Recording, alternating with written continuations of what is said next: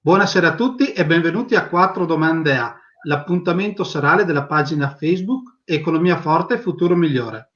Io sono Matteo Grigoli e questa sera abbiamo il piacere di avere con noi Elena Lucia Zumerle, rappresentante degli studenti nel Senato accademico dell'Università di Verona, e con lei parleremo appunto di università.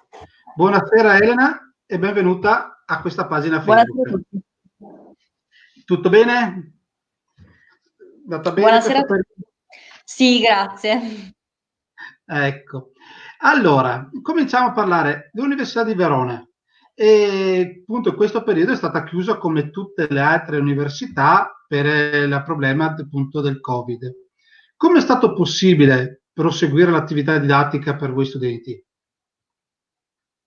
Allora, l'attività didattica si è sostanzialmente sviluppata tramite i servizi che avete visto un po' ovunque, cioè tramite online sostanzialmente. Quindi gli studenti potevano seguire in diretta le lezioni tenute direttamente dal professore, oppure potevano seguire in differita, quindi il professore caricava la lezione e poi lo studente autonomamente sostanzialmente si portava avanti con il programma. Diciamo che la questione lezioni è stata forse il problema minore in certe situazioni, perché l'università è riuscita a organizzarsi anche abbastanza efficacemente, nonostante la situazione generale di abbastanza di disastro, ecco, di disagio. Sostanzialmente il problema, più che le lezioni, il problema si è presentato con gli esami, perché gli esami finché sono orali non c'è questo grande problema, anche se è necessario che ci siano, insomma, l'identificazione, che non ci sia nessuno, ci possono chiedere di verificare che siamo da soli nella stanza, che non abbiamo dei post-it attaccati alla webcam o cose di questo genere. Ovviamente, però il problema si è presentato con gli esami scritti, e gli esami scritti questo sono stati un bel problema, perché ovviamente come fare a controllare che un ragazzo non sta copiando? Ci si è un po', diciamo così, reinventati alcuni metodi, e possiamo dire che si è cercato di fare quello che è il possibile sostanzialmente. Un altro problema sempre legato all'università, più che le lezioni frontali, nonostante qualche professore sia stato un po' in ritardo, ma comprensibilmente anche dalla situazione un po', insomma, software nuovi, professori che magari non erano abituati. Comunque il problema, diciamo, maggiore, più che nelle lezioni, è stato nella parte pratica di laboratorio. Penso per esempio a fisioterapia, oppure penso per esempio ai laboratori a biotecnologie, che hanno bisogno del laboratorio effettivamente per fare i loro esperimenti, insomma hanno bisogno di essere in laboratorio, ovviamente i laboratori tutti chiusi. E quindi diciamo che il problema minore appunto sono state le lezioni. Il problema adesso che si è verificato in questo periodo è stato proprio la possibilità di sostenere esami e la problematica riguardante allo stage, più che altro. E ci sono prospettive per la ripresa delle lezioni? Si sa Eh. qualcosa? Allora, noi abbiamo domani una riunione informale come rappresentanti degli studenti in consiglio studenti. Abbiamo una riunione informale con il rettorato sostanzialmente, per discutere di quelle che sono un po' le nostre proposte per ripartire. Allora, la premessa che va fatta è che la situazione attuale è un po' volatile, nel senso che non sappiamo, al momento sappiamo che bisogna girare con la mascherina e tutto, però da qui ad ottobre è difficile prevedere che cosa effettivamente potrebbe succedere, se c'è un crollo, magari c'è un crollo oppure no. Quindi, fatta questa premessa, la situazione è quella di che molto probabilmente le lezioni continueranno in via telematica, anzi, su questo sono abbastanza sicura che continueranno, soprattutto considerando il fatto che l'università, a differenza delle scuole superiori, alle lezioni partecipano anche ragazzi che vengono fuori dalla regione, e quindi determina anche uno spostamento di studenti da altre regioni, non lo so, magari è da evitare. E poi sì, diciamo che si sta andando verso quella direzione, almeno fino alla fine dell'anno, fino a gennaio. L'idea è continuiamo con le lezioni in via telematica. Un altro problema che c'è stato riguardava le lauree. Le lauree, potete ben immaginare, chi si laurea, penso una magistrale a ciclo unico come la mia, oppure comunque chi si laurea deve fare la laurea di fronte al PC, con la commissione di fronte al PC, ed è ben diverso dalla laurea che tutti noi studenti sognavamo, diciamo così, quindi posso capire anche il disagio anche che hanno manifestato alcuni laureandi. Nonostante questo, comunque dal rettorato abbiamo avuto assicurazioni sul fatto che al termine dell'emergenza Covid avremo una celebrazione unica, almeno per chi si è laureato, degna di poter ricordare, insomma, un momento importante come la laurea. Bene, vale, dai. Vediamo come si evolve un po' la questione sanitaria. Parliamo adesso dell'Università di Verona. L'Università di Verona, secondo il Censis, attualmente la pone al 7° posto, dopo, tra le grandi università statali, dopo atenei come Perugia, Reggio Calabria, Salerno, Pavia. Quali sono gli aspetti positivi, quelli sono da migliorare dell'Università di Verona? Allora, secondo me il punto di forza dell'Università di Verona sono i due principali che mi vengono in mente sono il fatto che è il contesto in cui è inserita, quindi la realtà veronese che è una realtà di per sé ricca, da un lato, dall'altro lato dal punto di vista economico e dall'altro lato che è un'università piccola. Lo so che magari questo può sembrare uno svantaggio, mentre il fatto che sia un'università piccola vuol dire che è un'università più a misura di studente. Vuol dire che a lezione ci sono massimo 200-300 persone e non migliaia di studenti, e per cui bisogna impazzire per trovare i posti. Vuol dire che il professore può sapere che faccia hai e quindi puoi interfacciarti col professore se non capisci qualcosa, o anche banalmente se la cattedra propone dei progetti, è più facile anche per lo studente partecipare a questi progetti. Faccio un esempio, parlo della mia esperienza. Io faccio giurisprudenza. La cosa importante, secondo me, a giurisprudenza è non arrivare alla fine dei 5 anni senza aver mai scritto niente o senza aver mai fatto qualche progetto correlato, perché la nostra laurea è molto teorica, ma è importante imparare anche a fare un po', provare ad applicare perlomeno il diritto in concreto. Quindi capita abbastanza spesso, se devo essere sincera, è che la nostra università, il mio dipartimento, i professori propongano di partecipare a dei progetti che sono sostanzialmente delle simulazioni processuali dove facciamo finta di fare gli avvocati, di affrontare un caso. Noi ci confrontiamo con, per esempio, con altre università, ma all'estero. A me è capitato di andare negli Stati Uniti, a Washington, a Vienna, cioè ci sono questo tipo di iniziative che nelle università grandi non riescono a essere, siccome queste iniziative richiedono tempo, non tutte le università grandi mettono a disposizione tempo e anche denaro, diciamo così, non tutte le università hanno la volontà anche di mettere a disposizione delle persone per seguire gli studenti, per formarli ulteriormente, dipende un po' dall'università. Io ho visto che le private sono sul pezzo sotto questo punto di vista, le pubbliche e le più piccole sono più sul pezzo, cioè è più facile trovare delle squadre che partecipino a questo tipo di eventi se l'università è piccola, perché c'è un dottorando che magari ci ha seguito, che ha del tempo a disposizione per formarci. Quindi da un lato appunto il fatto che è piccola l'università, quindi più a misura di studente. Dall'altro lato è il contesto anche veronese, perché ovviamente per organizzare anche questo tipo di eventi è necessario magari il supporto dello studio legale di turno che dà una mano nel sostenere la formazione, la preparazione. Ma parlo di giurisprudenza, ma penso anche per esempio ad altri dipartimenti in cui sia necessario comunque anche un collegamento con l'impresa per far sì che lo studente possa imparare, quindi non solamente dal punto di vista teorico, ma anche in concreto, dal punto di vista pratico, ecco. E aspetti negativi da migliorare? Allora, la burocrazia, sì. Sì, la burocrazia, perché per certi, faccio un esempio, sono tornata dall'Erasmus, io a causa del Covid ero a Bruxelles prima e sono tornata in via anticipata, ho dovuto consegnare agli uffici qualcosa come 8 documenti che dicevano la stessa identica cosa, ma scritto uno in inglese, uno in italiano, e uno doveva andare ad un ufficio, uno ad un altro ufficio, 8 documenti per scrivere per la stessa identica cosa. Cioè, non Era lo un so, esercizio di lingua, dai. Sì, tra l'altro questi 8 documenti dovevano essere firmati da me, dalla struttura ospitante, quindi li ho dovuto mandare su a Bruxelles, più li vogliono in copia vera, quindi da Bruxelles il responsabile, uno era a Bruxelles, uno era a Roma, quindi a Roma, e da Roma la devono inviare in cartaceo qua a Verona, cioè quando magari basta, non lo so, non so perché siano necessari tutti questi passaggi. Oppure, per esempio, quando uno vuole fare uno stage, l'impresa di turno si trova di fronte a una serie di carte che devono essere firmate, per cui ti passa anche la voglia di assumere lo stagista. Io so di imprese a volte che hanno rifiutato degli studenti della nostra università per la quantità di burocrazia. Quindi questo secondo me è un problema, cioè è un problema che va risolto.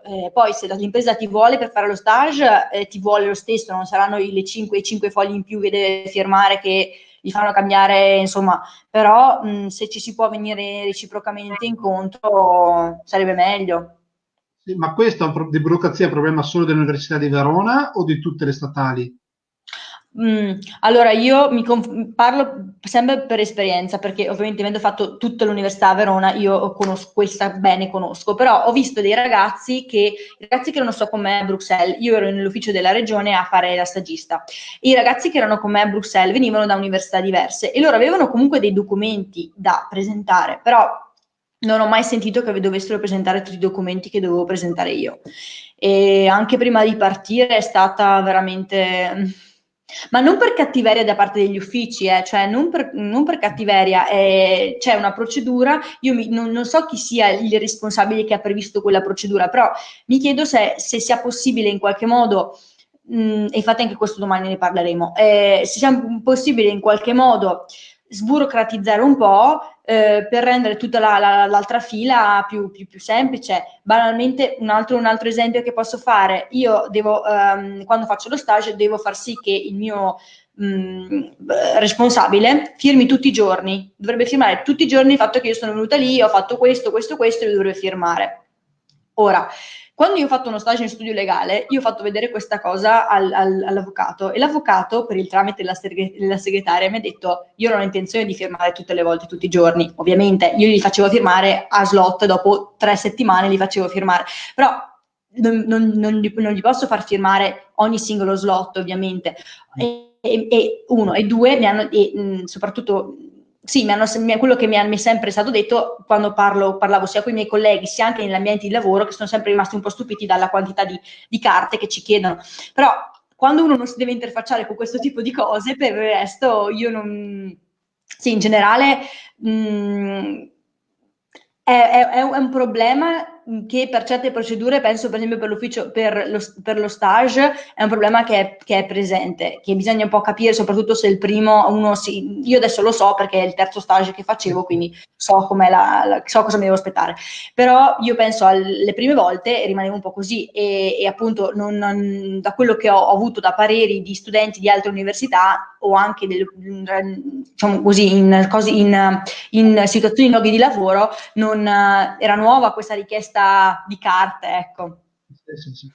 Allora, adesso siamo passati, appunto grazie allo stage, al rapporto tra università e mondo del lavoro. I laureati veronesi credono nelle imprese del territorio o quando escono sono già proiettati per andare verso l'estero? Allora, secondo me bisogna guardare innanzitutto dipende un po' da facoltà a facoltà, perché dipende se uno è un laureato, sì, dipende se è una triennale o una magistrale, dipende dal tipo di facoltà, perché è diverso dalle materie scientifiche piuttosto che materie o in alternative letterarie o linguistiche, è diverso. Quello che io ho visto in generale è che chi è ambizioso va via o per tornare o comunque per proseguire la sua formazione da qualche altra parte, cioè o è un punto di approdo ma per poi spostarsi. Questo non significa che non ci sono bravi studenti che rimangono, perché rimangono, cioè ci sono anche studenti che preferiscono rimanere. Però personalmente io amo Verona e tutto il resto, però se io devo costruirmi una carriera non rimango a Verona, mi sposto magari a Milano per poi tornare a Verona, perché il mio obiettivo personalmente è quello di tornare a Verona, perché io vorrei stare qua a Verona, stare in Veneto, eccetera. Ma mi rendo conto che per poter fare il passo superiore io devo andare da qualche altra parte, non perché secondo me non ci sia la formazione, ma quello che c'è un po' una mentalità, non lo so, ancora un po' meno.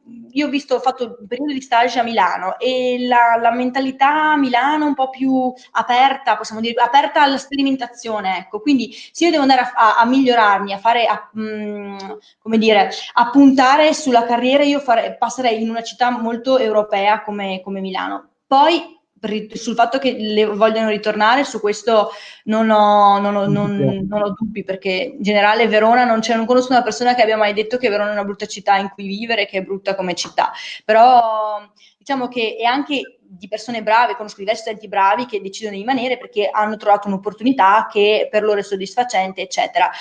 Chi vuole invece più un respiro un po' più, come dire, sì, un po' più innovativo, qualcosa di innovativo, si sposta. E appunto su questo discorso appunto dell'innovazione, di qualcosa di più aperto, riguardava l'ultima domanda. Visto le tue esperienze che hai avuto all'estero, cosa dovrebbe cambiare l'Università di Verona per diventare un polo di attrazione internazionale? Secondo me, più che l'università è la città, perché lo studente viene all'università, però poi deve uscire. L'Università di Verona in realtà ha buoni agganci a livello internazionale, ha diversi agganci a livello internazionale. Allora, sono sempre rimessi un po' sempre ai singoli dipartimenti, però se io ricordo prima ancora di iscrivermi, il numero di accordi internazionali che ha l'Università di Verona sono il doppio di quelli che ha l'Università di Padova. Parlo di 5 anni fa. Quindi non è il problema che noi come Università di Verona non abbiamo agganci, anzi a me come rappresentante mi aveva contattato un'università di Londra che voleva che organizzassimo insieme a loro una summer school insieme a loro, cioè loro, che tra l'altro loro collaboravano già con l'ufficio dedicato all'internazionale, di mobilità internazionale. Quindi secondo me come dire, come università a livello, cioè non manca l'elemento di internazionalità. Io sono stata in Cina con l'Università di Verona, che in Cina magari se vado a fare sparo una Bocconi mi danno la possibilità di andare in Cina. E perché? Perché c'è un accordo, non so se l'hanno già firmato oppure è in via di firma, comunque un accordo tra il mio dipartimento e un'università cinese. Quindi, cioè, non è vero che manca l'aggancio, non solo è uscito per esempio un altro bando per i dottorandi per andare in Sudafrica, quindi ce ne sono di opportunità. Il problema, secondo me, è il tessuto poi, cioè io laureato, se voglio trovare un posto di lavoro o comunque voglio entrare nel mondo del lavoro, magari sono disposto a fare dei sacrifici, però deve esserci una prospettiva, una prospettiva di crescita professionale, di imparare effettivamente qualcosa.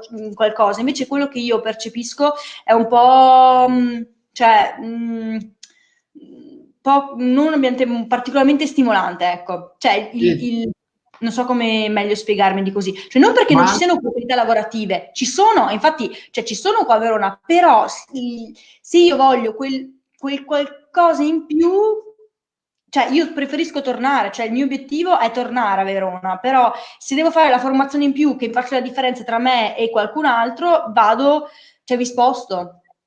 sì, sì. Sì, appunto, io spero sempre che tutti voi giovani che venite fuori dall'università con questa voglia di internazionalizzare Verona, prima o poi riusciate a dargli questo spunto internazionale e non assopirvi voi al momento di assopimento della città. Questa è una speranza che riponiamo su Allora, voi neolaureati. se devo essere sincera, io ho visto il rettore spendersi tantissimo, cioè gira veramente tantissimo il rettore non lo so, anche banalmente, io ero andata ad un convegno su una banca che aprivano e lui era lì che presentava l'Università di Verona e ero andata da un'altra parte per non so quale motivo, perché faccio anche da giornalista ogni tanto. E quindi ero andata a un altro evento e lì c'era il rettore che parlava dell'Università di Verona, quindi cioè io ho visto con la governance attuale, ho visto che c'è proprio un tentativo di andare dalla città e dirgli guardate che Verona c'è, ma che siamo a disposizione della città, quindi se avete volontà di collaborare, di portare avanti dei progetti, eccetera, cioè l'università c'è, quindi io ho visto che da questo punto di vista si sta cercando di fare qualcosa, forse ci vuole un po' di tempo.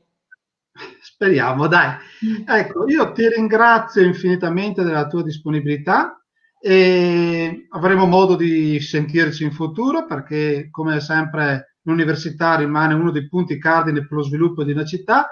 Io ringrazio anche tutte le persone che ci hanno seguito a questo appuntamento serale con la pagina Economia Forte e Futuro Migliore e auguro a tutti una buona serata, a voi e a te Elena, e grazie Grazie ancora. anche a voi.